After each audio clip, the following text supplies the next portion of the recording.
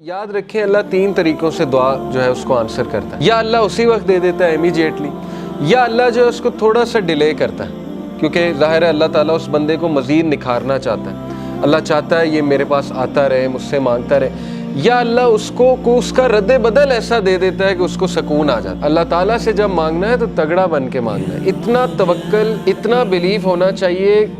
یہی تو مومن کی مثال ہے. مشرک کی مثال کیوں اللہ نے کہا ضعیف ہے مانگنے والا؟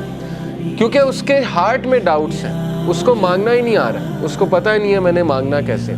لیکن بلیور کے ہارٹ پہ اللہ تعالیٰ نے یقین طاری کیا ہوا ہے کہ وہ مانگنے والا بھی بہت اسٹرانگ ہے، اور جس سے مانگا جا رہا ہے وہ تو پھر اللہ ہے. اللہ سے جب مانگتے ہیں تو پھر 100% ہوپ کے ساتھ مانگتے ہیں. یہ دعا کے آداب میں شامل.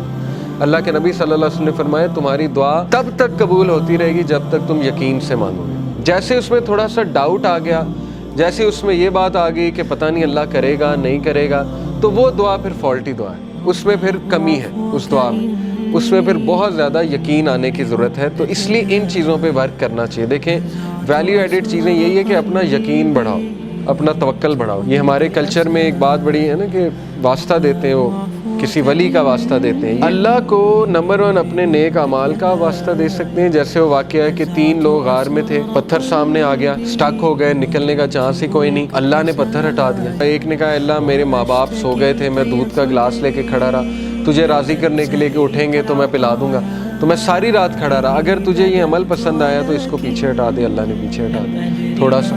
دوسرے نے کہا اللہ مجھے دعوت گناہ، میں گناہ کرنا چاہتا تھا، لیکن اس عورت نے جب میں انٹر ہونے لگا تو اس نے کہا اتق اللہ، اللہ سے ڈر جا، تو اس نے کہا میں ڈر گیا اللہ. اب اللہ کو یہ عمل کتنا پسند آیا.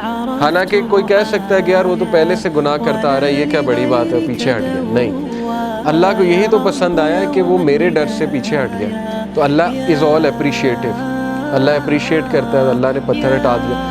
تیسرے نے کہا اللہ میں نے جو ہے وہ کسی نے میرے پاس بکریاں رکھوائی تھی، بکریوں کے بچے ہو گئے تو اس سے میں نے کچھ پروفٹ کما لیا. جب وہ واپس آیا میں نے اسے بکریاں بھی دی اور وہ پروفٹ بھی دیا. یعنی اس لیول کی آنیسٹی. تو اللہ اگر تجھے یہ پسند آیا ہے، تیرے لیے کیا تھا اور تجھے راضی کرنے کے لیے، تو پتھر مکمل ہٹ گیا.